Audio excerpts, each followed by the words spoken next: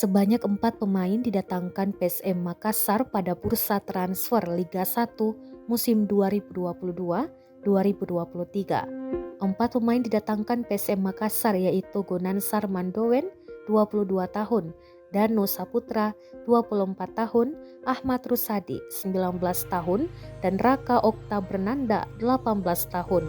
Di antara keempat pemain, Gonansar Mandowen diprediksi akan bersinar bersama PSM Makassar. Sebelum bergabung PSM Makassar, Gonansar Mandowen merupakan pemain Persipura Jayapura. Kehadiran Gonansar Mandowen diprediksi akan merepotkan pertahanan Arema FC dan Persib Bandung. Laga Arema FC versus PSM Makassar akan digelar di Stadion PT IKA pada Sabtu 4 Februari 2023. Sementara Persib Bandung versus PSM Makassar akan digelar pada Rabu 15 Februari 2023. Apalagi Gonansar Mandowen dikenal salah satu pemain cepat yang pernah dimiliki Persipura Jayapura. Tak hanya itu, Gonansar Mandowen juga dikenal memiliki agresivitas tinggi dalam melakukan serangan.